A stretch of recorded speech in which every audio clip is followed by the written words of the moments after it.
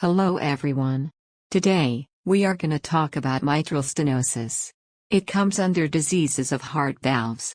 So, before coming into the valvular heart diseases, let's talk about the heart. What is the heart? Simply, it is a muscular organ located in the chest cavity, which pumps the oxygenated blood throughout the whole body. The heart is the organ that works constantly during the whole lifetime. The heart has 4 chambers. Namely, the right atrium, right ventricle, left atrium, left ventricle. 4 valves are placed between the cardiac chambers and from the cardiac chambers to the opening of great vessels. These cardiac valves prevent the backflowing of the blood and act as one-way inlets and outlets of ventricles. From the right atrium to the right ventricle there is the tricuspid valve. From the right ventricle to the main pulmonary trunk there is the pulmonary valve. And from the left atrium to the left ventricle, there is the mitral valve, which is also known as the bicuspid valve, and from the left ventricle to the aorta, there is the aortic valve.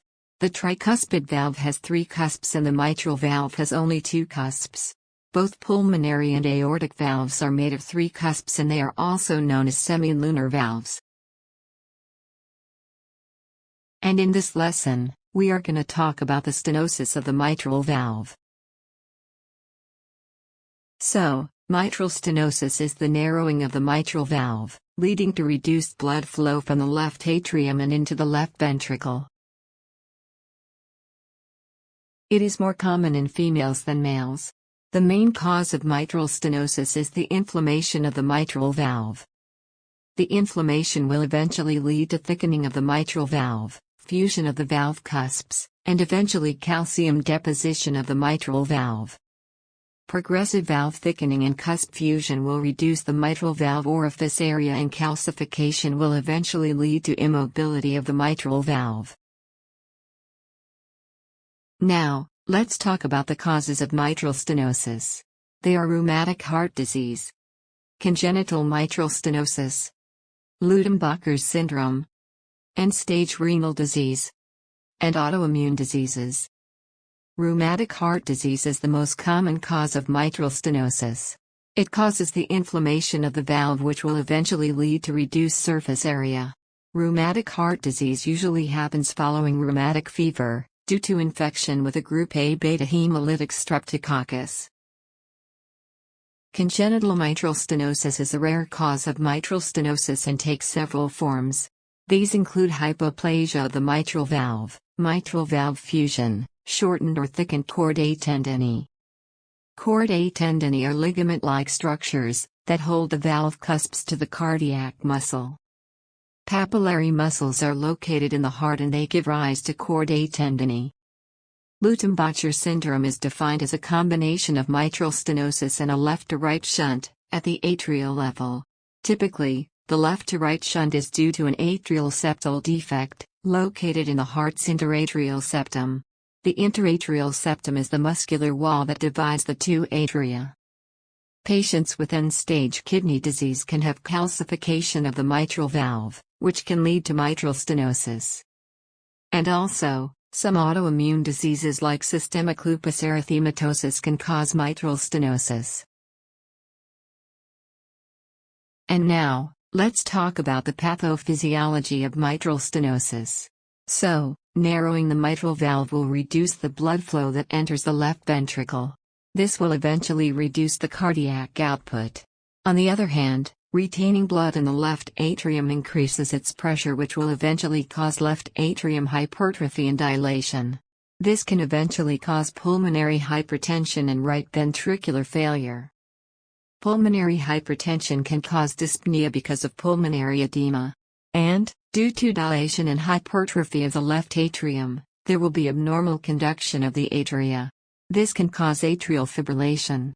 Right heart failure causes stagnation of the venous blood flow and this can eventually lead to peripheral edema.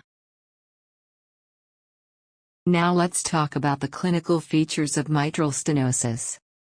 The patient can present with features of pulmonary edema, such as severe dyspnea. Also, they can present with symptoms of right heart failure like weakness, fatigue, abdominal swelling, or ascites, and swelling of lower limbs. And also, they can present with features of atrial fibrillation and complications of atrial fibrillation such as systemic embolization. In systemic embolization, the patient may present with a stroke, gastrointestinal symptoms due to mesenteric infarction, renal failure due to infarction of the kidney, or peripheral arterial disease. On examination, they can have abnormal flushing of the cheeks, and this known as mitral facies or malar rash. This is said to be due to vasodilation of the cutaneous blood vessels in the face in severe mitral stenosis. The pulse will be irregular because of atrial fibrillation, and it will be a low-volume pulse. Apex beat will have a characteristic tapping sound. Due to the right ventricular dilation and hypertrophy, there can be right ventricular heaving. On auscultation, there will be a loud first heart sound, and a loud pulmonary component of the second heart sound if right heart involvement is present. Sometimes, there can be an opening snap sound, and it is due to the difficult opening of the thickened mitral valve. And commonly, a mid-diastolic murmur will be heard at the apex area. Now let's go to the investigations done in mitral stenosis.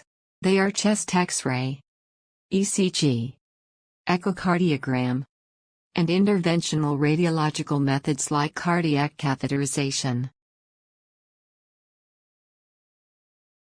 Early symptoms of mitral stenosis, such as mild dyspnea, can usually be treated with low doses of diuretics. The onset of atrial fibrillation requires treatment with beta blockers and anticoagulation, to prevent atrial thrombus formation and systemic embolization. Patients with severe mitral stenosis will need surgical management. There are 4 surgical methods. They are transseptal balloon valvotomy, closed valvotomy, open valvotomy, and mitral valve replacement.